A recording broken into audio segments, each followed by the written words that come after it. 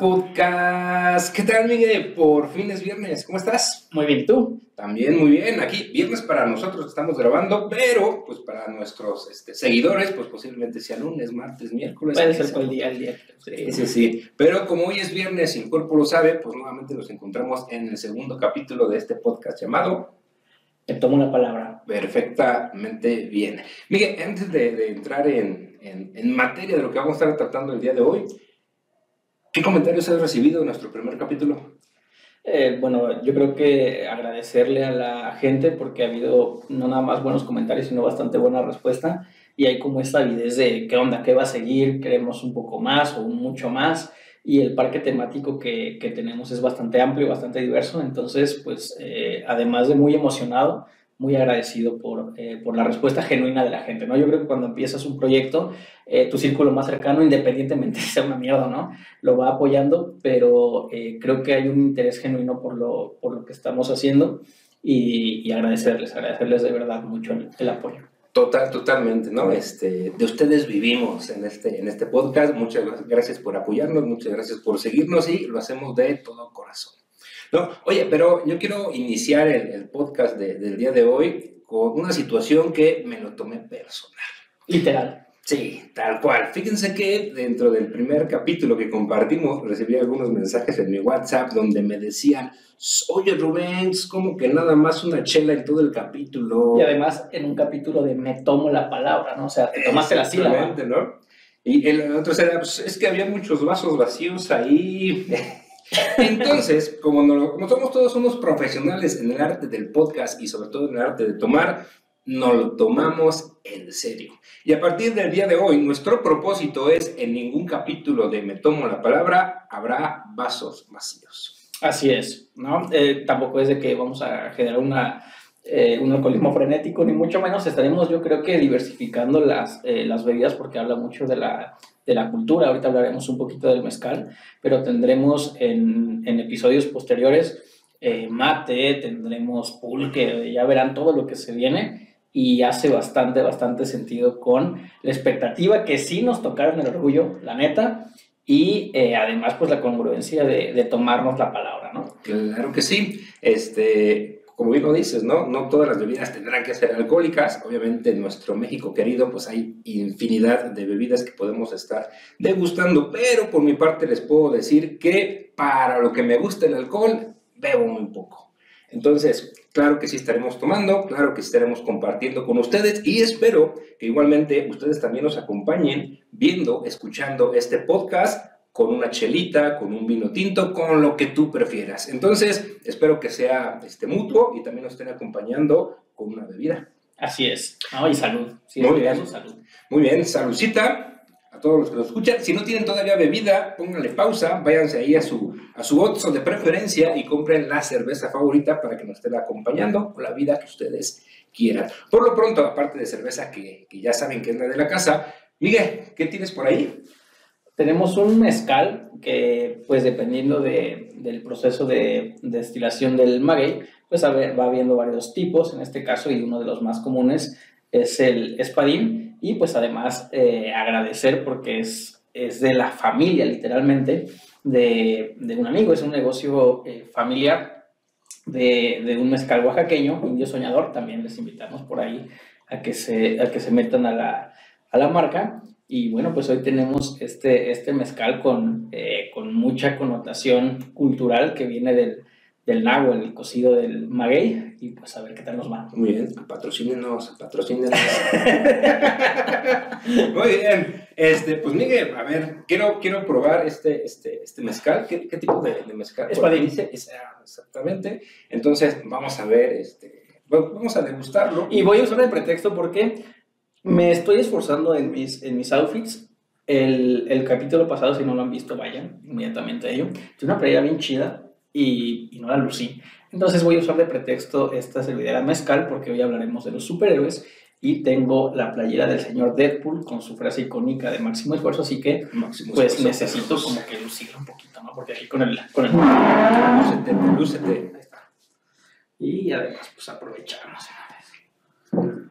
Y mientras Miguel está sirviendo, pues agradecerle a todos y cada uno de ustedes el apoyo que hemos estado recibiendo. La verdad, he recibido comentarios bastante buenos y pues también los suscriptores al canal, pues no esperábamos tanta respuesta. La verdad, vamos muy bien. Recuerden que esto lo hacemos por ustedes.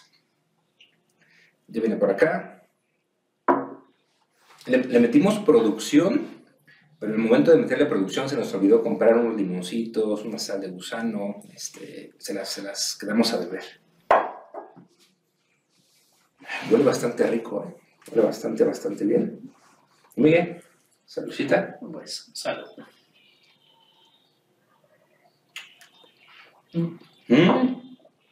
Bastante rico. Súper rico. Como dicen, el mezcal como la novia. A besitos. Así es, a besitos, poquito a poco. ¿no? Sí, poquito a poco. Muy bien. Después de hacer esta introducción, Miguel, ¿de qué va a ir este segundo capítulo? De superhéroes, pero estoy como en este momento, hablaremos un poquito de la disociación, de que tu cara está diciendo no pasa nada, pero después de un trago de mezcal te está creando chingada por dentro, entonces no pasa nada. Entonces, es parte del rollo. Sí, estaremos hablando de los superhéroes, de toda esta cultura que creo que ha marcado un antes y un después en las generaciones, y hablando de cultura pop, creo que es un paso fuerte por nuestra cultura actual, y además, pues, de cosas que yo creo que ni siquiera quien escribió o escribe el personaje se imagina que en el desarrollo del mismo puede empezar a conformarse un tipo ya de constructo mental. Y es un tema yo creo que muy interesante. Muy bien, pues perfecto, muy bien. Para los que no los conocen, Miguel. Y por acá el buen Rubs. Y entonces, pues iniciemos con este tema, superhéroes. ¿Qué entenderíamos, Miguel, por el concepto, por el título de superhéroe? Porque existen héroes y acá en los Méxicos, pues tenemos a Miguel Hidalgo, nombrado el padre de la patria, un héroe mexicano, Simón Bolívar, pero son gente de carne y hueso. ¿Qué es lo que hace que una persona tenga el mote de superhéroe? Yo creo que se le tendría que atribuir cuestiones que el ser humano dentro de su naturaleza no tiene, ¿no? Lo que conocemos como superpoderes, y además hablando de la historia tiene una connotación que estaremos explorando a lo largo de este capítulo, como el tema de la posguerra demanda un heroísmo más allá de lo común. Okay. Después de la Primera Guerra Mundial, 1919, y quizá la primera década después de eso, y después del 45 con la Segunda Guerra Mundial, creo que en la primera parte, después de la primera y con todo el asesinato de Franz Ferdinand y tal, necesitamos buscar una figura que sea algo más allá de lo humano, precisamente para, no sé si transitar la realidad de una manera un poquito más noble, o buscar una manera más fantasiosa de llevar la naturaleza humana a otro plano. Ok, muy bien. Dice que hay una breve definición, dice que este acuerdo general, el término de personaje es: un superhéroe, en esencia, debe de tener poderes o habilidades tecnológicas más allá de lo humano, ¿no? Ese es el término que utilizan para describir a lo que es un superhéroe. Y si nos vamos más a esta parte de la coloquialidad del cómic, dice que son personajes de ficción cuyas características superan las del héroe clásico, generalmente con poderes sobrehumanos y entroncado en la ciencia ficción, ¿no? Nos llevan a un ámbito totalmente diferente a nuestra realidad. Y yo creo que por eso también nos gustan tanto los superhéroes, porque sabemos que no existen.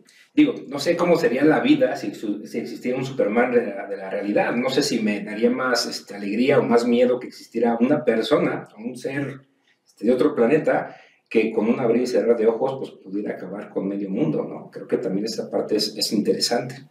Sí, y no sé, yo creo que sí habría una suerte como de espanto, en mi caso al menos, porque si nace una figura del superhéroe es porque hay una necesidad que atacar de la misma dimensión. Entonces imagínate qué realidad tendría que haber como para que la figura del superhéroe emerja. Y justamente así, del caos, creo que ha nacido la construcción de personajes y de llevar la naturaleza humana a un grado ficticio, sin embargo identificable, ¿no? con el ser humano. Creo que esta parte que comentas es importante y ahorita estaremos abordándolo un poco más, pero ¿qué tanto el ser humano, qué tanto nosotros necesitamos esa figura que esté allá afuera y que sea como esta parte de me hace sentir a salvo, esta esperanza que existe allá afuera de un ser que me puede salvar? Y tú lo decías, ¿no? A través después del caos es cuando más superhéroes han surgido. Ahorita hablaremos de este boom que hubo de superhéroes después de la Segunda Guerra Mundial. Necesitábamos superhombres que nos mantuvieran salvos. Sí, yo creo que desde el concepto, un concepto recogido por Nietzsche, de decir, bueno, pues necesitamos un superhombre en la medida que el ser humano, la persona, se conquista, y ahí el valor de la creatividad tiene un punto importante, pero Nietzsche es muy claro en ese sentido de el superhombre. Fíjate cómo no es el superhéroe, es el superhombre atribuyéndole características que se supone que tienen que estar ahí ejerciendo un papel fundamental respecto a la crítica y la postura que tenemos en el ejercicio moral. Pero sí, definitivamente a lo largo de la historia, la época nos va llevando a una necesidad de crear estos personajes. Claro, y en esta parte de creación, fíjese que estaba documentándome por acá, dice que uno de los elementos con los que más juegan los creadores es precisamente con el origen de cada superhéroe en su historia. Es muy padre conocer los poderes que tienen, es muy padre saber quiénes son sus archienemigos, sus supervillanos, pero nos interesa, nos intriga mucho saber cómo nacieron, saber cuál fue su origen, qué los creó.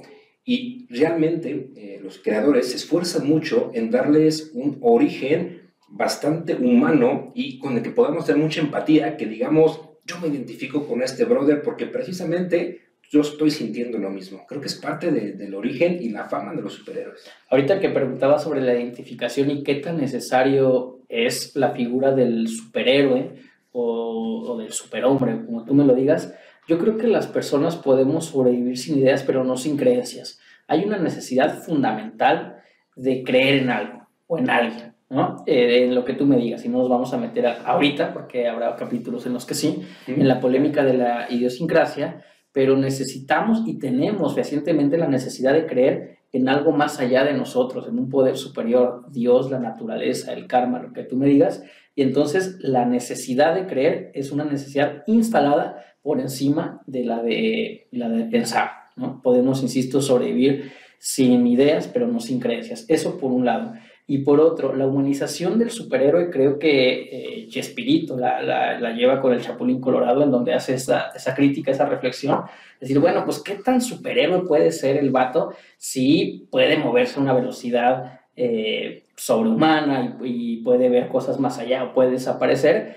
Y el tipo humaniza a la figura del superhéroe y tenemos este personaje medio soso, medio muy mexicanizado, muy vulnerable. Sí, subrayaría la palabra vulnerable, ¿no? Que es esa crítica de decir, pues el superhéroe es todopoderoso. Exacto. El verdadero heroísmo está en superar tu vulnerabilidad, y es donde crea este personaje medio torpe, muy humano del Chapulín Colorado. De hecho, decía que el más grande superhéroe era el Chapulín Colorado, porque decía, tiene miedo, pero dentro de su personalidad o dentro de su alcance supera ese miedo. Dice, tiene más valor el Chapulín Colorado porque tiene miedo y lo afronta que Superman, que es todopoderoso y no pone en riesgo su vida, ¿no? Él decía, por eso el Chapulín Colorado es el superhéroe más grande, porque a pesar del miedo y sus limitaciones, siempre va en pos de ayudar, ¿no? Eso decía Chespirito en las entrevistas. De ayudar, de tener miedo, de equivocarse.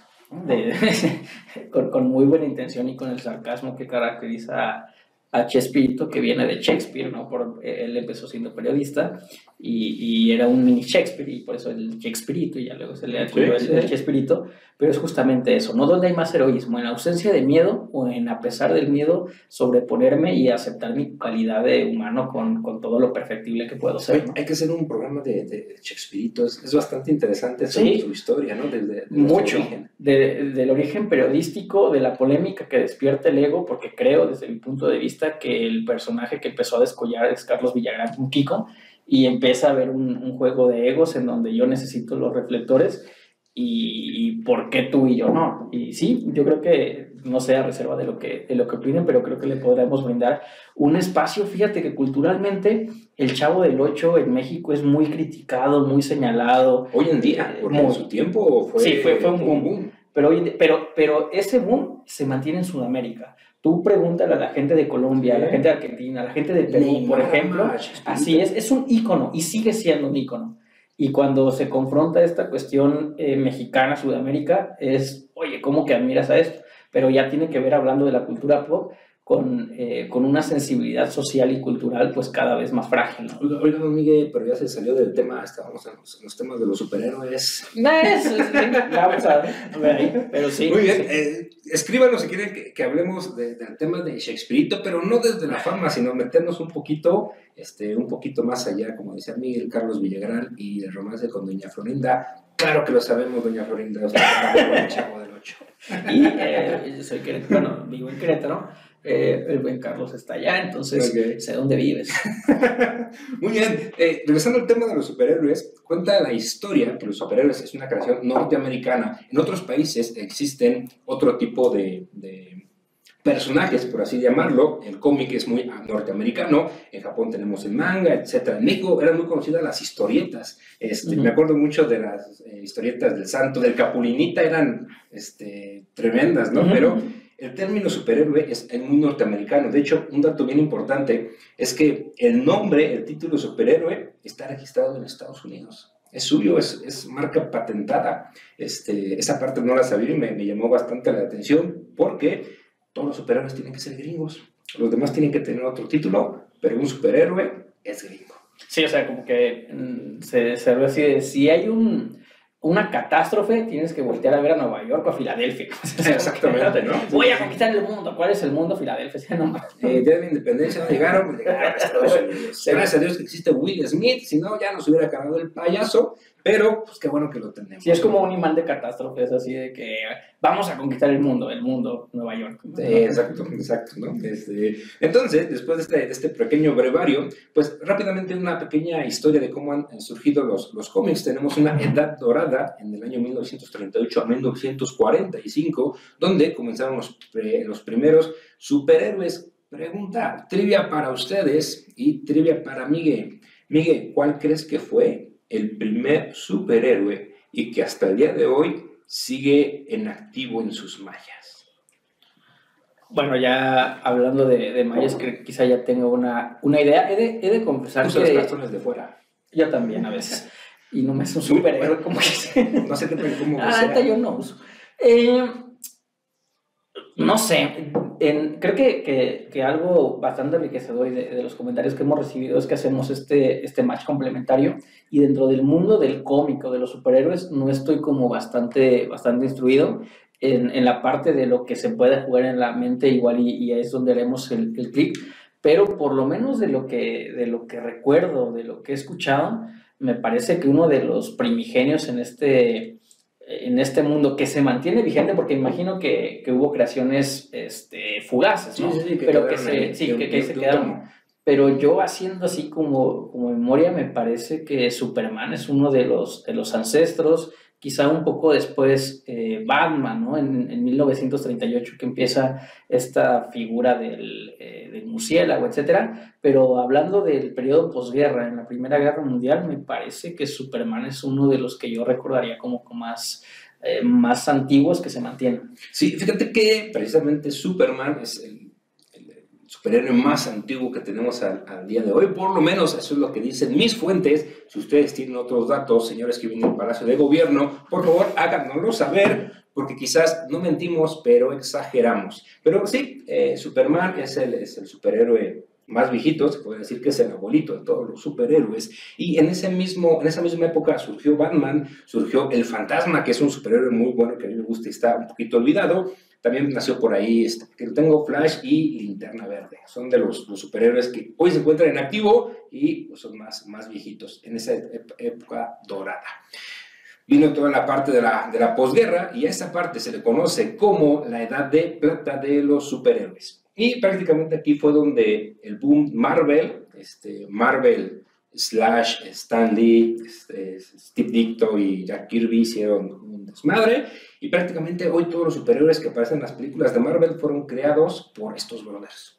Son como los top masters de la creación de superhéroes. Y yo creo que Stan Lee con una versatilidad como pocos creadores de cualquier contenido el que hablemos, porque tiene líneas discursivas muy establecidas respecto a la personalidad que le da a sus personajes, y por ahí hubo un comentario en el podcast pasado en donde comentábamos, ¿no? ¿Cuál es el superhéroe más poderoso? Pues el que su autor decida. Exacto. Y ahí es bien interesante todo lo que se juega a nivel mental, que es parte de lo que vamos a estar platicando hoy en la psique de los superhéroes, porque cuando nos remontamos a esta época dorada o esta época de plata de los superhéroes, no existía como tal un manual de diagnóstico de trastornos de personalidad o trastornos mentales, y eso más bien va siendo un constructo que al día de hoy ya podemos como ubicar en un cuadro clínico, pero creo que eso le da mucha riqueza, no nada más al constructo del personaje desde el que hace el cómic, sino al constructo del personaje desde la cultura. Creo que mucho de la construcción del personaje, Stan Lee o quien lo haya escrito lo propone, y quien lo recibe y lo nutre viene siendo la gente, la cultura. Exactamente, ¿no? Y también esta parte que decías, cada superhéroe es un hombre de su época, una mujer de su época, una heroína de su época. ¿Por qué? Pues llegó el boom donde, y ahorita lo vamos a ver con dos personajes que traemos después de la Segunda Guerra Mundial y todo este boom de lo nuclear, de la bomba atómica. Hubo un boom de superhéroes que fueron creados por rayos gamma, fuerzas atómicas y quién sabe qué tanto, ocasionado por esto. Es decir, es lo que estaba de moda, es lo que la gente conocía y es lo que la gente tenía muy, muy sensible. Entonces, muchos orígenes de superhéroes también vienen enfocado en dónde nacieron, ¿no? ¿Por qué nacieron? Sí, toda la parte que en ese momento el desarrollo tecnológico, comprendiendo la etapa de la historia en la que nos ubicamos, pero no estaba desarrollado más allá de esta cuestión de los rayos gamma y de la cuestión nuclear, que además se centraba no tanto en cuestiones que ahorita podremos criticar de manera más precisa o más puntual, sino en qué es lo que hace el superhéroe, por ejemplo, en el caso de Superman, ¿no? En ese momento, y ubicándonos en los 30, en los 40, pues, ¿qué tanto hacía de diferencia que el vato se pusiera unos lentes o se los quitara? Desde la lógica es, güey, o sea, ¿no. Yo conozco a ese brother. Sí, te los puse. No mames, es tú, güey. Me imagino al Superman así con, no sé, en una comida con sus lentes, bueno, en este caso Clark Kent, y se los quita, no mames, güey, Superman. Es eso, pero no sucedía, y de hecho era un detalle que pasaba desapercibido porque el foco estaba justamente en la construcción del superhéroe. Ahorita quizá podamos tener una aversión al detalle o lo que tú me digas, pero en ese momento, como bien lo comentas, en la etapa de oro, en la etapa de plata del desarrollo de los personajes, creo que el foco estaba en esta cuestión fantasiosa que nos daba un jar de esperanza, ¿no? Sí, totalmente. ¿Qué te parece, Miguel? Pues ya le dimos bastante preámbulo, contexto de quiénes son los superhéroes, cómo nacieron, por qué los necesitamos inclusive, pero pues este capítulo de este podcast se llama La Liga de los Trastornos Mentales, donde pues muchas veces conocemos al superhéroe y conocemos sus superpoderes, conocemos su historia y conocemos sus grandes hazañas, pero poco conocemos qué trastorno mental tiene, porque pues deben de estar bien locos para hacer lo que hacen, ¿no? No cualquier persona normal, por mucho superpoder que tenga, hace lo que hace. Pero vamos a poner también un poquito de contexto. ¿Qué es un trastorno mental? Desde esta parte clínica, ¿qué se entiende por un trastorno mental? Cuando ya, en este caso, hay que hacer una diferencia o varias, ¿no? El término de trastorno mental o trastorno de la personalidad, que también tocamos un poco la diferencia en el podcast pasado, pues tiene que ver en dónde está la afección. Si es un tema orgánico, si es un tema límbico que está en la corteza prefrontal, pues entonces estaríamos hablando ya de un desapego de los constructos de realidad o de memoria o del marco de referencia de un marco real, y entonces hablaríamos de enfermedad o trastorno mental.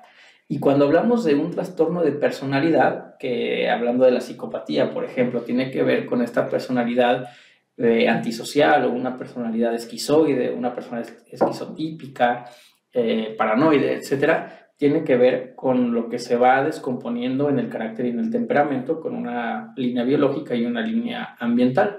Ambas, tanto el trastorno mental como el trastorno de personalidad, son categorías clínicas. Por ejemplo, la locura no. Creo que todos hemos escuchado, ese güey está loco, o lo que sea. Sí. Ese no es un diagnóstico, no es una criteria clínica, no. Eso no cabe en el mundo del diagnóstico de la categoría clínica, pero el trastorno es cuando ya estamos hablando de disfuncionalidad. ¿De acuerdo? Okay. Todos podemos tener rasgos o una personalidad orientada hacia el narcisismo, por ejemplo, o al ego, o lo que tú me digas, pero somos funcionales.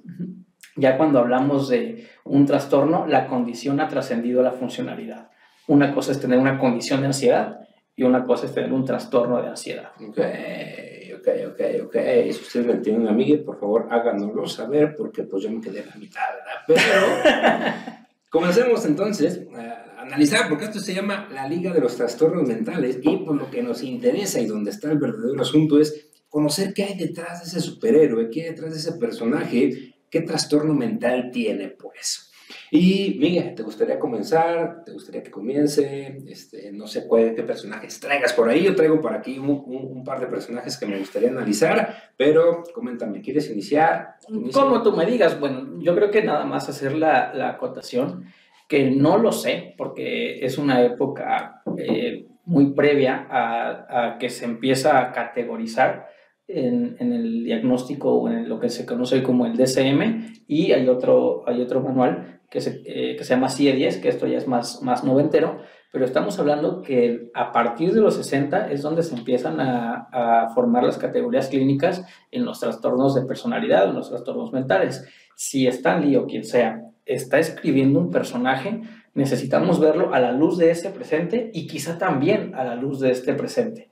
Puede ser que ese mismo personaje en los 40 o en los 50 sea una persona mentalmente sana, pero ahorita en pleno 2023 sea ya está encuadrado en yo creo que si vamos, el que sea, ¿no? Tú, yo, quien sea, el psiquiatra, nos van a encuadrar en una categoría, pero ya tiene mucho que ver con la mercantilización, etcétera. Y aparte al ser humano le encanta clasificar al ser humano, ¿no? Quieren meternos en una clasificación y ahí estaremos. Sí. Si vas, yo diría casi que ingenuo pensar que no vas a salir con una receta y un diagnóstico, así vayas con la frescura que te presentes.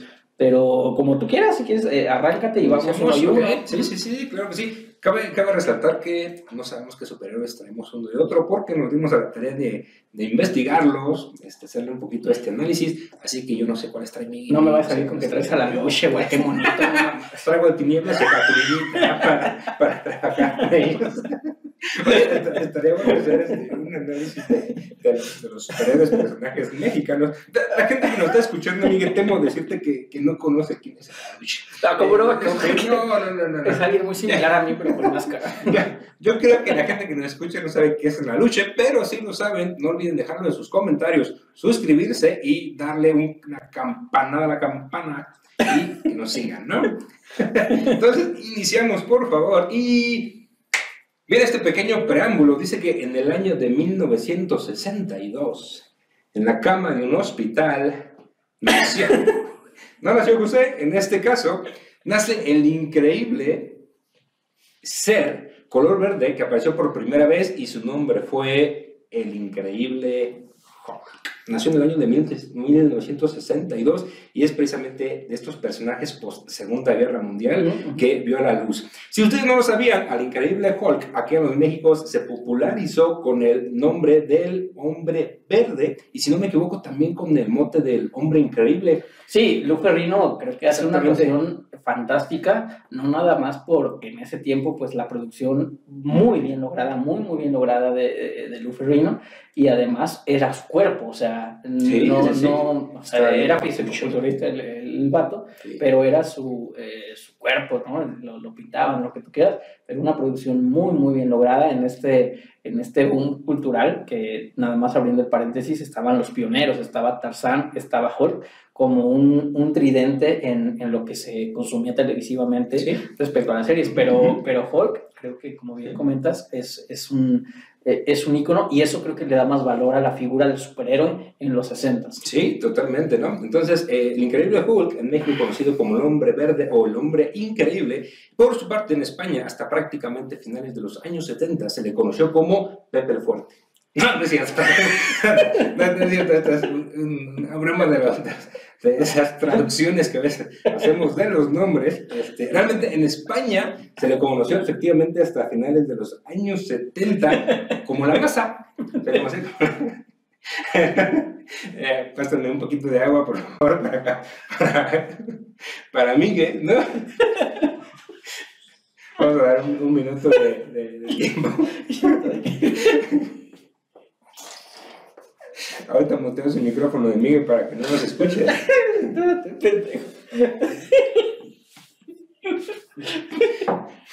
Bueno, sí, no se le conoció como Pepe el Fuerte, sino como la masa. Ok. 10 minutos después, regresamos. Y si no me equivoco, la masa es la traducción de lo que significa Hulk. Hulk significa masa, o no sé exactamente cuál sea. Sí, no hay una traducción como fiel, pero es como que lo más acerca, ¿no? Una cosa ahí fuerte, ¿no? Obviamente entenderemos por qué. Y vamos un poquito a la historia del personaje. Dice que después de una exposición accidental a los rayos gamma durante la detonación de una bomba experimental, el doctor Bruce Banner se transforma físicamente en Hulk cuando está sometido a un estrés emocional. Fíjate qué cosas, a mí nada más me brinca el ojo cada vez que me estreso. Este brother se convertía en Hulk. Ojalá tuviera ese superpoder y no que me brinque nada más el ojo, ¿no? Entonces, se puede transformar después por el estrés, a voluntad, o pues cuando lo llevan ahí al límite, y regularmente lo lleva a que haga destrozos, conflictos que complican la vida del propio doctor Bruce Banner. Ese brother fue creado pues, cuando estaba toda la parte del muro de Berlín, cuando estaba toda la parte de los misiles en Cuba, Vietnam. Es decir, este brother nació en el caos, cabrón, y se volvió un caos. Creo que es un superhéroe de su época. ¿Qué necesitaban los gringos? Pues que hubiera alguien que los defendiera de los malos. Sí, y creo que hay un prejuicio sobre la emoción respecto a lo moral. Es decir, hay a veces este discurso de hay sentimientos buenos o sentimientos malos, hay emociones buenas o emociones malas. No, las emociones son amorales, no las podemos categorizar en esto está bien o esto está mal. Quizá la forma de expresión y lo que hacemos con ellos sí, pero creo que Hulk lo que pone sobre la mesa es, no sé si esté bien o esté mal, pero el enojo puede ser funcional, ¿cierto? Okay. Y estaba en ese entonces, como bien comentas, en un periodo de posguerra, en donde estaba mucho ese prejuicio sobre que enojarte está mal, ¿no? Okay. Enojarte está mal y necesariamente el enojo te va a llevar a algo malo.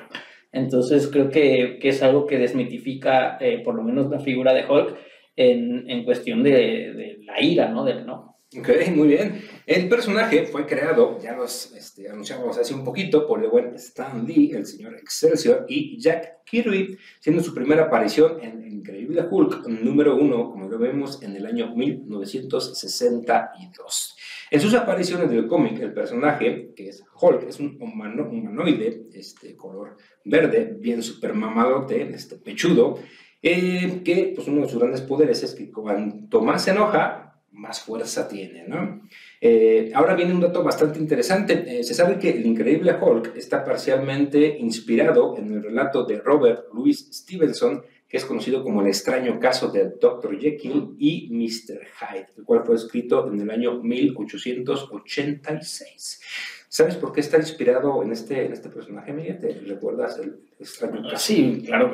Cuando Dr. Jekyll se disocia, se transformaba ahí en Mr. Hyde y era no sé si un alter ego, pero desde el enfoque junguiano, como la parte de la sombra, en donde se transformaba en un ser macabro, ¿no? en un ser del mal. Exacto.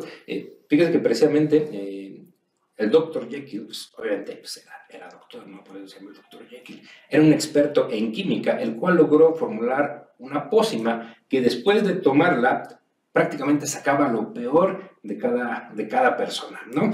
Yo digo que el Dr. Jekyll prácticamente inventó en Tonayá, cabrón. Sí. Te tomas esa madre y pues saca lo peor de cada persona. Entonces, que Piolín incluso, ¿no? Sí. Exactamente, esa caricatura es clásica, ¿no? Cuando se transporta en su... Todo cabezón y le dan una putiza silvestre. Exacto.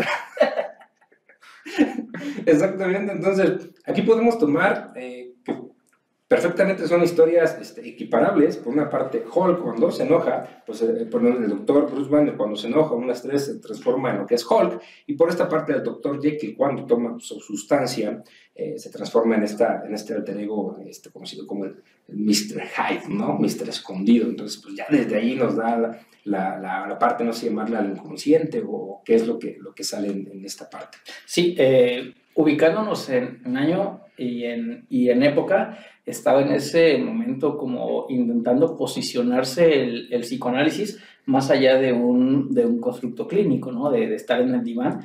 Y el inconsciente, como bien lo comentas, es una categoría de análisis muy propia del psicoanálisis. Luego la psicología va avanzando, el conductismo empieza a recoger algunas cosas, algunas las desecha por completo, y hasta llegar a la parte humanista, en donde ya no existe como categoría el inconsciente, sino lo reflexivo o lo no reflexivo.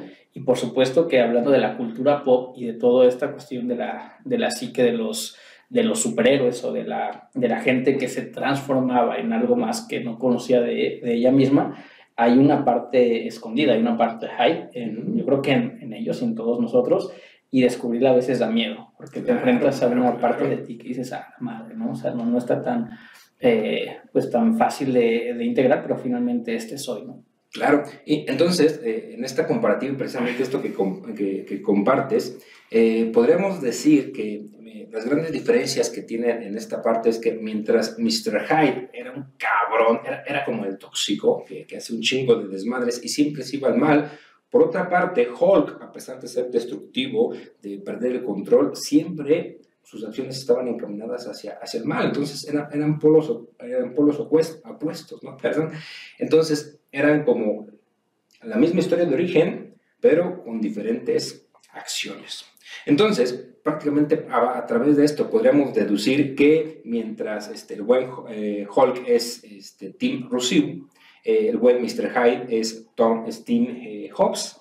¿Por qué? Porque existía un filósofo que es el buen Jean-Jacques Rousseau, no sé cómo se pronuncia, es un filósofo que decía que el hombre es bueno por naturaleza, es decir, nosotros somos buenos, somos buena onda, somos bien alivianados. Sí, está orientado al bien y además, perdón, no nada más al bien, sino que en esta bondad innata ya no asegura, pero sí procura de una manera más cuidadosa la supervivencia, ¿no? Y de ahí viene el contrato social.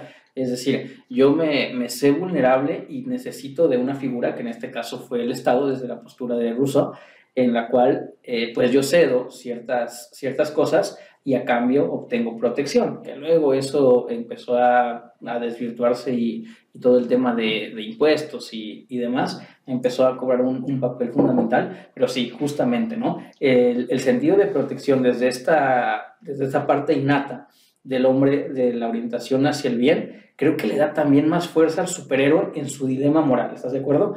Es decir, se juega siempre en el superhéroe que tú me digas una noción del bien y del mal, qué está bien y qué está mal, y entonces hacia dónde me voy yendo en razón de lo que yo puedo hacer que los demás no. Ok, muy bien. Yo me quedé con la idea de malditos impuestos. Sí, hay cosas pocas cosas tan feroces como la cuestión tributaria. Decía, ¿conoces a Joe Black? No hay nada tan irremediable como Hacienda y la muerte, ¿no?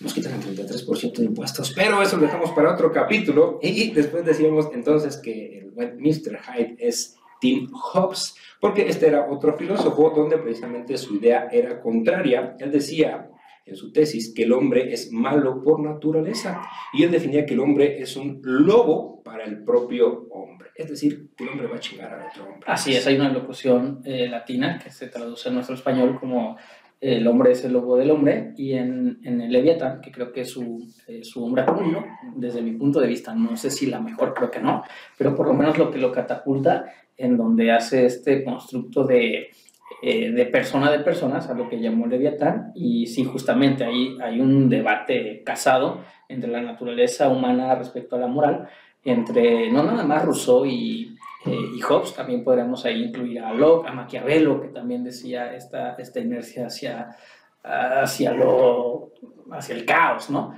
Y sí, es un elemento fundamental en los superhéroes y en los villanos. Muy bien. Comúnmente, Hulk es retratado como un furioso, salvaje, agresivo y ha llegado a tener varias personalidades en esta mente fracturada del buen Bruce Banner, desde una fuerza descerebrada y destructiva hasta un brillante guerrero o genio científico. Por ahí tenemos al Profesor Hulk, ya en las películas de Marvel, donde logró fusionar tanto a Bruce Banner como a Hulk en una sola persona. Pero entonces, ahora sí, pues ya hablamos mucho de Hulk, pero ¿qué pedo con Hulk? ¿Cuál es el trastorno mental? ¿Qué pasa por la mente dual de Bruce Banner Hulk? Yo creo que el misterio más grande de Hulk es cómo cuando él se convertía físicamente en algo 4, 5, 6 veces más grande, sus calzones no se rompían. Ese era su máximo superpoder. Sí. No, pero te digo, se rompía todo menos los se crecía junto con su... Ese spandex estaba bueno. Yo conozco a personas que usan spandex también, son los que usa Hulk. Sí, y ahí se basaron los que hicieron los Legends. No, pero bueno, ya fuera de un contexto de broma, volvemos al mismo punto, al igual que como Superman, si se pone o se quita unos lentes, ya se personifica de manera distinta, o esta cuestión de la ropa, no había esa precisión al detalle porque no importaba, porque el mensaje era otro y el foco estaba en otro lado, como en lo que representaba la figura del superhéroe, no nada más para la cultura, sino para la época, que como bien lo comentas, son épocas post-caóticas y el superhéroe viene a tener una figura ahí, ¿no? Y respondiendo un poquito a tu pregunta, creo que el trastorno disociativo tendría que tomar parte ahí con Hulk y quizá también un trastorno límite de personalidad en el cual la parte del enojo, de la ira, pues ya no encuentra un límite, una contención, al grado de desbordarse y convertir a la persona en otra cosa. Ok. Por aquí dice que el trastorno de identidad disociativo, antes conocido como trastorno de personalidad múltiple, la persona está bajo el control de dos identidades, no sé, quizás puedan ser más alternativas. Además, la persona no puede recordar información que normalmente recordaba fácilmente o cuando está en esta segunda personalidad, como los acontecimientos cotidianos, información personal importante y acontecimientos traumáticos o estresantes. ¿Es así? Este diagnóstico en particular ha generado bastante polémica el trastorno, como bien lo comentas, en su momento llamado de personalidad múltiple, porque empezó a poner en duda el diagnóstico psiquiátrico de la capacidad o incapacidad del psiquiatra de poder dar razón a una realidad inexplicable, y entonces se iba por la faz de decir, bueno, pues es un trastorno de personalidad múltiple cuando el diagnóstico diferencial iba por otro lado. Y todavía creo que la polémica sigue y desde una visión se ve como una salida fácil, ¿no? Decir, bueno, no sé qué tiene y le empiezo a inventar ahí, por ejemplo, otro diagnóstico comodín, es el TDA para los niños, etcétera.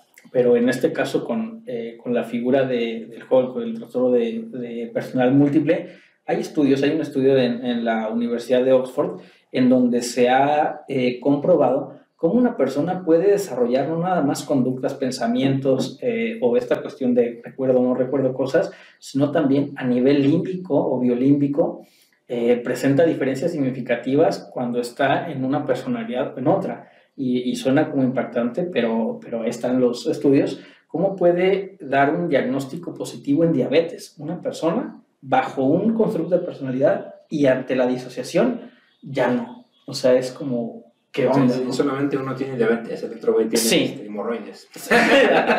Algo así, ¿no?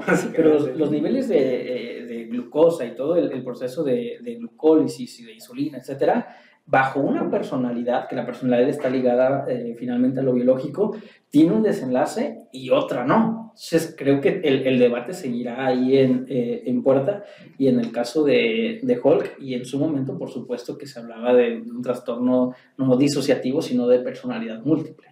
Sí, creo que totalmente. Otra parte, otro trastorno que podemos ver por aquí es el trastorno explosivo intermitente, que supone episodios repentinos y repetidos de conductas impulsivas, agresivas y violentas, o arrebatos verbales o agresivos en los que reaccionan con demasiada exageración por la situación. Definitivamente este brother es una olla express de furia, ¿no? Sí, lo que te comentaba, yo creo que a la luz del presente lo podríamos entender como un trastorno límite de personalidad, pero en este tipo de cuestiones ya no hablamos de que tenía la mecha corta, simplemente no tenía mecha. Y ante cualquier detonante, y hablaste de un tema que creo que nos sigue pegando, que es el estrés. Ante un estresor se puede desencadenar un trastorno de ansiedad, un trastorno límite de personalidad, etcétera. Y creo que Hulk tenía esa característica, ¿no? Que ante un estresor, ¡pum!, se convertía. Ahora, a mí lo que me llama la atención de Hulk es que no estaba necesariamente abocado a la destrucción, o quizá a la destrucción desde lo que él consideraba bueno o malo. ¿no? Sin querer sí, era como un daño colateral, pero desde este dilema moral que siempre será un tema en los superhéroes, no era de que se convertía en villano. Digo, creo que hay cómics en los que sí hay un Hulk rojo y demás. Red Hulk, la cabeza, etcétera. Pero es algo muy interesante en este personaje. Sí, totalmente. Entonces, hablando de esta parte del buen trastorno de identidad disociativo, hay algunos otros personajes que obviamente pues no los vamos a tocar el día de hoy, pero obviamente en los mundos de los cómics hay otros personajes que también tienen este mismo trastorno, como el buen Moon Knight, que hoy en día es muy famoso por la serie de Disney, donde ahí son 3 personalidades las que son, en las que se divide la mente. También está el buen Dos Caras, archienemigo de Batman, exactamente. Está el buen Legión, que es el hijo de Charles Xavier, por ahí los que conocen de los cómics. El Duende Verde con Norman Osborn, y el Duende Verde también tiene este trastorno. Y también este personaje, no sé si lo recuerdas, Miguel, de una película muy buena, a mi parecer, de Split o Fragmentado, que tiene por nombre Kevin Wendell. Y etcétera. Que lucha contra el trastorno de identidad disociativo, y este brother tiene 23 personalidades, entre ellos, etcétera, que es el buen Denise y Patricia. Que no lo hice yo, fue Patricia. Que todos hemos usado ese comodín. Yo no fui, fue Patricia. Y ahorita mencionabas una cualidad en el trastorno disociativo que pocos personajes tienen, como dos caras. Quien se disocia y cambia completamente su aspecto físico, ¿no? Si Norman Osborn se va a disociar en el Duende Verde, cambia completamente. De Dos Caras lleva con él el aspecto. No puede. Eso o sea, psicopatológicamente le da una connotación muy interesante al personaje de qué postura estoy tomando o qué parte de mí está operando en cuestión conductual, en cuestión mental, porque ahí, ¿cómo lo escondes? ¿No? Sí, ahí el trastorno disociativo es un trastorno disociativo exponencial en razón del aspecto físico, y la parte estética no necesariamente abocada a la belleza, sino a cómo yo me presento desde mis rasgos visibles, tiene una connotación muy particular en Dos Caras, y no nada más Dos Caras. Si tenemos que hablar del villano, tenemos que hablar de la contraparte, y hablaremos ahorita más adelante de Batman, pero ¿qué se está jugando en la relación villano-superhéroe? Con un trastorno disociativo, pues poco escondible. Es muy interesante lo que resulta ahí con Dos Caras. Sí, totalmente. Y aparte del personaje, me encanta que todas sus decisiones las toma echando una moneda al aire. Voy a explotar una bomba atómica, sí, se llama cara cruz, a ver qué sucede. Entonces, hay gente que solamente quiere ver al mundo arder, ¿no? Y hablaremos de eso en el Joker, en su versión psicopática, no sociopática. En su versión psicopática quiere ver al mundo arder. En la versión sociopática, él necesita ser el protagonista, y ahorita estaremos hablando un poquito de eso. Y este rasgo que comentas de la toma de decisiones con base en una moneda, fíjense, es curioso, pero viene de la cultura oriental, de una cultura que está muy abocada a la paz, a la armonía, que no tiene dentro de su lenguaje el término enfermedad. Ahí habla de armonía o de desarmonización, y desde este enfoque un poco budista, dice, cuando no sepas qué decisión tomar, imagínate que agarras una moneda y la echas, y un segundo antes de que caiga al suelo, ¿qué te gustaría que salga? ¿No? Por ejemplo, ¿me tengo que tomar esta cerveza o no? Híjole, no sé, estoy decidido. La una moneda y va a haber una vocecita, un atisbo de conciencia que te diga sí o no. Y ahí, hacia allá va el instinto. Y de ahí se basa todo el constructo del personaje de Dos Caras. Okay. ¿Qué te parece si lanzamos una moneda y Y la moneda nos dice si sirve más cerveza a tu vaso o...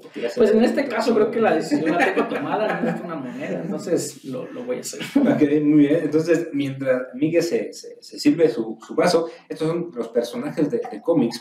Hay muchísimos más, obviamente no nos vamos a meter ahorita a analizarlos todos. Y recuerden que únicamente estamos analizando un poquito lo que son la parte de la cultura del cómic, que es norteamericano. Ahorita no estamos entrando en los mangas, no estamos hablando qué trastorno tiene Capulinita, sino simplemente nos estamos evaluando en esta parte. Entonces, dejen en los comentarios si ustedes coinciden con nosotros o han detectado que por ahí el buen Hulk Bruce Banner tiene algún otro trastorno que nosotros no hayamos visto, no hayamos analizado, y por favor déjenlo en sus comentarios. Así es, ¿no? Y bueno, siguiendo con esta línea, que ya lo nombramos, no encuentro como un personaje más susceptible de hablar y de analizar, y nos podríamos llevar horas y horas hablando del Joker, ¿no? Del broma. Así es, que tiene pues diferentes personalidades en función de quién lo escribe o de quién lo interpreta. Y aquí tendríamos que separar la línea entre la parte del cómic, entre la parte de la caricatura, entre la parte de las películas, del cine, y además en la época en que se ha escrito y desarrollado el personaje, porque para hablar de la liga de los trastornos mentales, en este caso de un trastorno mental o un trastorno de personalidad del personaje, tendríamos que ubicarnos en la época y si existía o no la categoría clínica, que a la luz de hoy creo que sí los podríamos categorizar, pero quizás en ese momento pues era algo disuelto en la normalidad, ¿no? de la cultura, y pues empezaría mencionando a César Romero. César Romero es este Joker del Batman del bing, bam, bing, bam, no sé si lo recuerdas. El twist. Ajá, sí, no, que a bailar en una escena muy cagada en donde están en un helicóptero, está la escalera pues ahí puesta, y un tiburón se los quiere comer, pues un tiburón el que lleva este petón, esos de plástico, y Batimadres, Robin, nos está tragando el tiburón, y se ve así casi que nada más faltaba que dijeran si no saca su spray de tiburón, saca su spray de tiburón, o sea, no sé, me imagino a Batman decir, ¿a qué riesgos nos podemos enfrentar hoy? Bueno, pues nos pueden pasar 1000 cosas, y entre esas 1000 que nos ataque un tiburón, pues tengo un spray anti-tiburón.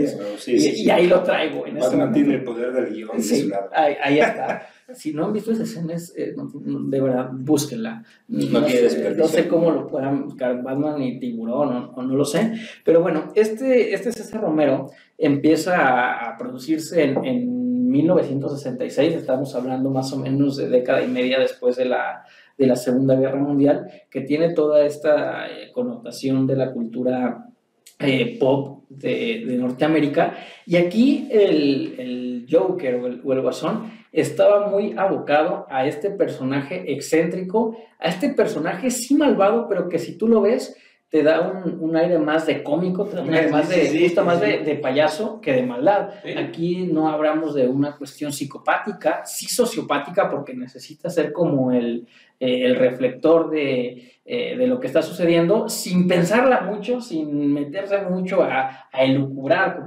como Jokers posteriores a él. Y fíjense, les voy a compartir un trastorno acuñado desde la Alemania, hablando de este contexto, que se llama el trastorno, y disculpen la pronunciación, no sé mucho alemán, pero de Wissel-Schott. Y aquí el vocablo se divide en dos, ¿no? Que quiere decir enfermedad del chiste. El Witzel quiere decir broma, y el Schott es buscar. Es decir, estar buscando y sacarte sin contexto o sin intención, más allá que el hecho de hacerlo, el tema de hacer chistes, ¿no? Y si ven la serie de este Batman de César Romero y del Joker, es un contar chistes pues todo el tiempo sin ninguna otra motivación que hacerlo, y se le acuña el síndrome, ¿no? No sé si viste toda esa parte. Sí, me tocó ver esa serie. Bueno, de hecho el Joker no era todavía el Joker, todavía era el Guasón.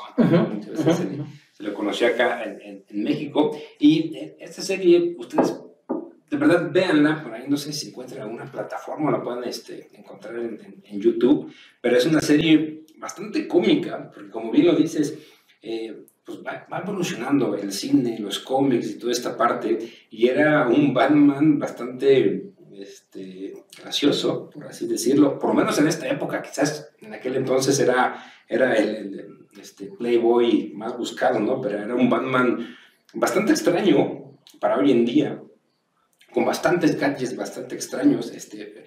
Hay un tema ahí con Gatúbela, que solamente duró un capítulo, no me voy a meter en este capítulo en temas de racismo, pero había una Gatúbela que era no blanca, era de rasgos afrodescendientes, y solamente duró un capítulo porque a la gente no le gustó y pues, la cambiaron también, ¿no? Entonces, esa serie de culto, pues también tiene ahí bastantes cosas arraigadas en su producción. Sí, y además la misoginia estaba normalizada. ¿Qué es la normalización? La pérdida de contraste. Entonces ya no sabemos si hay una contraparte que nos pueda cuestionar si lo que estamos haciendo es como que lo más aceptable o lo más funcional.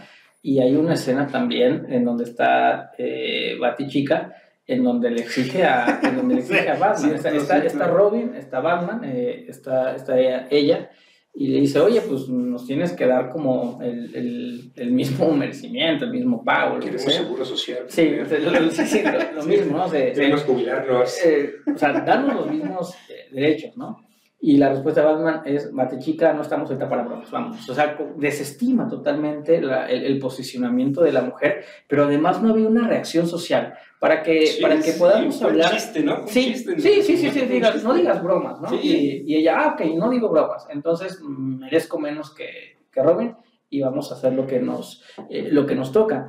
Y no nada más dentro del drama del capítulo, sino que no había reacción social alguna por lo normalizado que estaba y por el eco que teníamos de ese tipo de cosas, al grado de no cuestionarlas, ¿no? Y es, no sé, es un tema creo que polémico, pero estaba ahí ese Batman, ese Guasón, que como bien comentas no era el Joker, y atendía, hablando de estos trastornos mentales, que en este caso sería más bien un trastorno de personalidad, hacia una sociopatía, ¿no? de ese Guasón. Sí, y el Joker, el Guasón, es uno de los personajes, creo que tiene mejor construcción dentro del mundo de los cómics, mejor evolución que ha tenido, y sobre todo ha sido una evolución que ha venido a mejorar. Es decir, no ha entrado en esta clasificación de se adaptó a los nuevos tiempos y perdió su esencia, sino que efectivamente ha estado evolucionando y cada vez el Joker se vuelve mejor personaje desde la saga de Heath Ledger, en esta parte de la trilogía de Nolan. Que para mí es el mejor. Ahorita voy a decir por qué. Está totalmente desquiciado, es buenísimo. Hay un Joker también en la serie de Gotham, que no le llaman el Guasón por derechos de autor o el Joker por derechos de autor, pero todo el mundo sabemos que era el Joker, que también se me hizo bastante bueno, desquiciado, pero creo que el Joker, como los buenos vinos, cada vez que va pasando el tiempo, lo desarrollan, pero lo desarrollan de una forma totalmente magistral. Sí, yo creo que ponen en el lugar que le toca sus rasgos y sus características que hacen que sea el Joker, ¿no? Y un Joker independiente al que estuvo previo. Entonces el Joker como personaje no vive a la sombra del que estuvo antes. Por ejemplo, si hablamos de la comparativa de Batman respecto a la filmografía, hay puntos de comparación como muy precisos. En el caso del Joker, creo que tiene una vida muy propia, independientemente de cuál sea el Joker, y es justamente lo que comentas. Va mejorando porque va recogiendo los rasgos de la época sin perder su esencia o crear una esencia nueva, y no por eso pierde el personaje su poder. Pierde su frescura y sobre todo pierde el interés del lector, en este caso del lector, del público, porque inclusive después de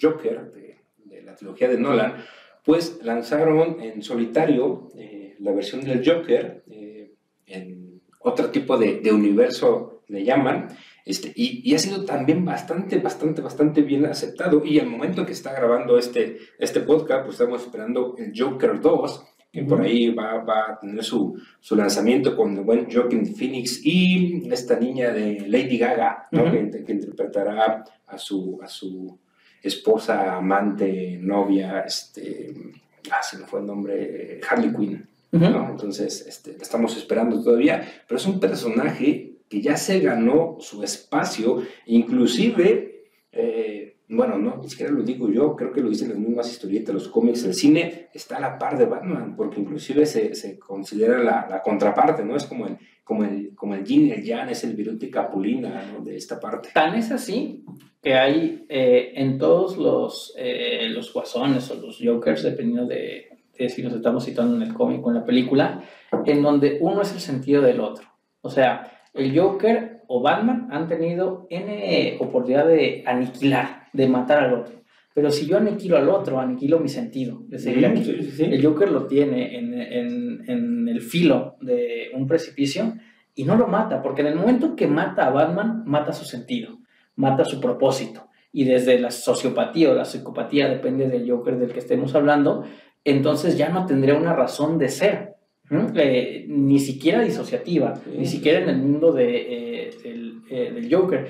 Y no siempre ha estado como cimentado en la parte mental. Recordaremos casi a principios de los 90, en 1989, la magistral actuación de Jack Nicholson como el Joker, en donde, si nos damos cuenta, ahí no estaba tan abocado a la parte mental, sino a la parte del gángster. Empieza a ser el criminal, ¿no? Y empieza a disparar aquí, por acá y por acá, y sigue esta parte histriónica del Joker, pero está muy enfocada, de acuerdo a los 90, en donde nacen los guetos. Estamos hablando de todo este contexto norteamericano, de las subculturas en Chicago, por ejemplo, en donde ensalzan la figura del criminal y no por eso pierde fuerza. Sí.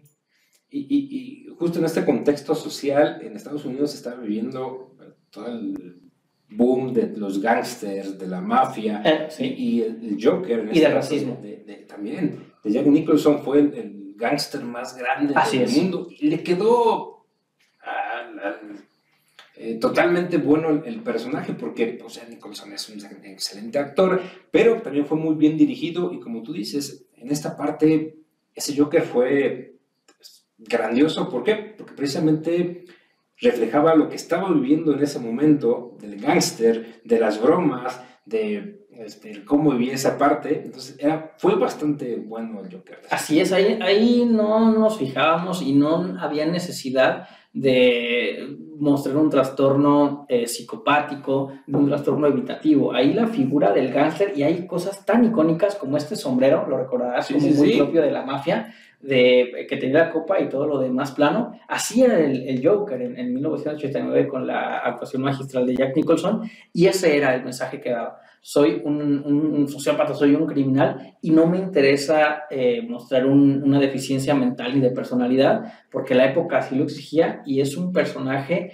bastante bien logrado a lo largo de la historia, el Joker, ¿no? Hasta aquí llevamos dos, que empieza con Romero, luego con Jack Nicholson, ubicando a los icónicos, y después de Jack Nicholson, creo que entonces sí ya hay un salto hacia el trastorno mental y hacia el trastorno de la personalidad, no nada más porque la época sí lo exigía, sino porque el público creo que tiene, por lo menos en el Joker, una parte muy importante en su construcción. Sí, y nos falta Heath Ledger. A ese iba. El secreto en Gotham, en las 10 cosas que odio de Batman. Dato importante, la gente no quería a Heath Ledger como Batman, porque pues, venía precisamente de estas historias melosas, de estas historias que no reflejaban lo que era el Joker, y terminó entregándonos un Joker de HDP, puro cártel de Santa LB. Mis respetos para la interpretación que tuvo el buen Heath Ledger en cuanto al Joker. Estábamos hasta ese punto acostumbrados a escuchar de Joker o a escuchar el Guasón y asociarlo con la risa. ¿Estás de acuerdo? Sí. Y alguien que se va a caer de risa, al payaso, exactamente, a la figura del payaso, y no nada más del payaso. Si nos metemos un poquito más a la cultura norteamericana, es del bufón. La traducción más fiel no es a payaso, es a bufón. El que se burla, exactamente. El que utiliza el sarcasmo, etcétera. Un recurso para causar risa. Así es para causar. Y este Guasón nos presenta un Guasón, aquí sí ya pasamos, hay un tránsito de lo sociopático a lo psicopático. También revisen el primer podcast porque hablamos mucho de la parte psicopática, pero justamente hasta aquí el Guasón había sido un sociópata, pero llega Ledger y dice, ahí les voy. Y entonces la cuestión psicopática es, a mí ya no me interesa tanto hacer reír, sino dar miedo. Y dar miedo desde mi ejercicio de poder. Y es increíble, increíble lo que logra respecto a la manipulación, a la ideación y a la presencia que tiene en el disfrute de causar lo que él quiere causar. Le están dando una madriza y sonríe, no se ríe, no utiliza la mofa, utiliza el sarcasmo y la ironía para representar y tener una postura sólida de poder, y eso a Batman lo descoloca, y no habíamos visto a un Batman tan descolocado como con Ledger. Sí, creo que por eso es tan bueno toda esta parte de la trilogía, y en específico esta segunda parte, porque como bien lo comentas, ejerce el poder sin la fuerza. Porque hay una escena que a mí me encanta, donde el Joker está en la montaña de dinero, llegan todos los mafiosos, lo comienzan a cuestionar y dice, no me importa el dinero, no quiero tener riqueza, no quiero tener fuerza, yo solo quiero ver al mundo arder. Es lo que me mueve, quiero el poder. Y creo que esa escena, por lo menos en mi punto de vista, es lo que marca muy precisamente cuál es la esencia de este Joker. Es, no quiero fuerza, no quiero marcar que soy el mejor, solamente quiero marcar que soy quien tiene el poder y puedo decidir sobre lo que quiero. Quiero caos. Y esto que comenta Rose es, creo que un diferenciador entre la parte sociopática, en donde la sociopatía sí necesita el reflector, sí está, hey, aquí estoy, y la parte psicopática no necesariamente, no necesito estar como en la vista de todos, sino necesito la consecuencia, que es causar caos. Y además se metió tanto el personaje, y si pueden echarle un vistazo a cómo se preparaba Ledger para hacer el Guasón, que la parte de improvisación ya no era tan improvisación, ya era innata, no al Joker, sino al Ledger. Hay una escena en la que va a explotar el hospital y está presionando el detonador, y por errores técnicos no explota, y utiliza recursos no nada más cinematográficos, que para eso entrenan como actores, sino recursos del personaje, pero ahí se ve tan integrado el actor con el personaje, que tiene un tic que denota impulsividad y todo este trastorno límite de personalidad vuelto una psicopatía. Y si recuerdas, siempre sacaba la lengua. Sacaba la lengua. Entonces, no nada más es una improvisación histrónica en su cualidad de actor, sino estaba ya no metido en el personaje, fundido con el personaje, que vean la escena y es toda la parte histrónica ya ahí conjunta. Eso tanto a nivel cinematográfico como a nivel del villano, el Joker, es para ponerse de pie. Sí, totalmente. Una gran actuación. Ay, ¿sabes lo que me preocupa, Miguel? Que ya llevamos 1 hora, 8 minutos de grabación y apenas llevamos un personaje y medio. Traíamos 6 personajes para analizar el día de hoy y apenas llevamos a buen Hulk y apenas vamos a la mitad del Joker. Todavía no analizamos al buen Joaquin Phoenix como Joker. Yo creo que este capítulo lo vamos a dejar para un segundo capítulo de trastornos mentales, porque no nos va a dar para analizar los que traíamos. Sí, híjole, es que el tema da para bastante, y creo que también podemos aprovechar pues no sé, el buen recibimiento del público, para que también nos puedan decir en quién nos podríamos basar, a quién nos gustaría analizar. A mí hay un personaje que no es persona, y eso me hace llevar más interés hacia él, que es Rocket Raccoon, con una historia que creo que a todos nos conmovió. Ya la vi, y es todo. Hay un tema ahí ya no tanto mental, sino un tema moral, un tema ético, que creo que es una categoría muy, muy importante para analizar y para ponernos a reflexionar mucho. Y respecto a este último Joker que analizabas, nada más darles un comentario que puede abrir el hilo para un siguiente capítulo, en donde tiene una crisis este Joker de Phoenix, que se llama crisis gelástica. Una crisis gelástica tiene que ver con un tipo de epilepsia. Que vende gelatinas. Sí, exactamente. No, la crisis gelástica es un tipo de epilepsia, que la epilepsia es cualquier funcionamiento autónomo de la parte límbica, pero en donde lo que la caracteriza es el paroxismo en el lóbulo temporal con explosiones de risa. Creo que este último Joker tendrá mucho que ver con los estresores y cómo al momento en el que va a ser golpeado en el tren, al momento en el que nadie le aplaude, se empieza a reír. Y eso tiene que ver con un detonante estresor de este tipo de epilepsia que podríamos dejar para un segundo capítulo. Sí, ¿no? Y me encantaría que lo dejáramos, porque creo que es un tema que nos va a dar para muchísimo tiempo. Desde mi percepción, Heath Ledger es el mejor Joker que yo he visto, porque es exactamente lo que yo esperaría del Joker, ¿no? Un tipo maniático que solamente quiere ver el mundo arder.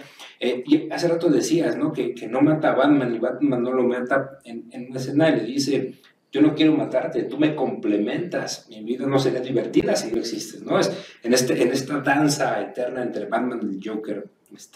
Vean Injustice, por favor, ahí sí lo matan. Pero, regresando a esta parte, el tema se me fue el pedo. Heath Ledger es el mejor Joker que yo he visto en la interpretación, pero creo definitivamente que Joaquin Phoenix nos regala el Joker más real, porque sí le creo que fue alguien que sufrió, alguien que tuvo este trastorno, y todos sus movimientos sí parece una persona trastornada. Es decir, yo veo al Joker de Joaquin Phoenix y digo, este brother sí está loco. No, además ya hay, como bien lo comentas, ya hay una pérdida de sentido de realidad. Ya estaríamos hablando de un trastorno esquizotípico. No lo sé si tendríamos que analizarlo y tener más elementos para hablar de una cuestión esquizofrénica o paranoide, pero toda la chaqueta mental que se hace con su vecina, que jamás existió. Sí. Ya estamos hablando de un distanciamiento de la realidad que hasta entonces, con todos los Jokers previos, no habíamos visto, y ya es un cuadro clínico mucho más complejo. Estaríamos hablando de una infancia atropellada por el abuso, etcétera, en donde ya la parte psicopática ya cobra un tenor mucho más orientado a un trastorno mental. Sí, totalmente. Creo que nos va a quedar temas pendientes para una segunda parte, porque hablando del bromas, del buen Joker, aún no hemos hablado de Mark Hamill en el Joker de la serie animada de Batman, que también es uno de los Jokers más importantes. Ahí, en esa serie, nació Harley Quinn, precisamente en la serie animada de Batman nació Harley Quinn, y que también después se volvió en todo un icono de la cultura. Entonces, tenemos 1 hora 12 minutos. Miguel, ¿consideras que dejemos este tema para un segundo capítulo? Aún nos falta Batman.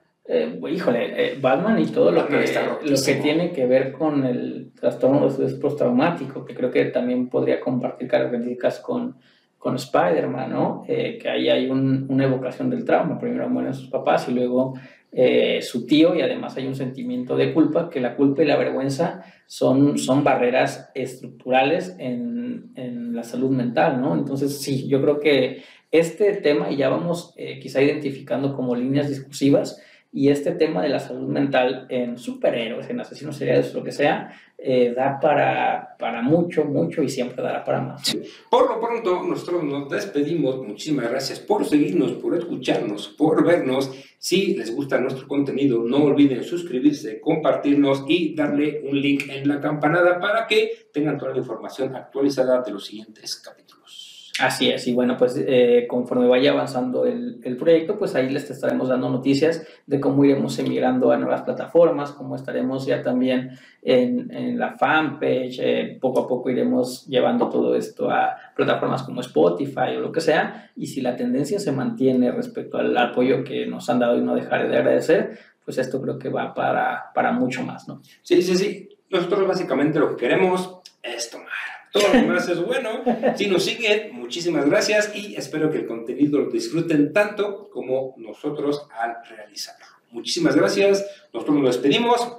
Oye, no es cierto. Antes de despedirnos, pues una tradición que tenemos en un capítulo.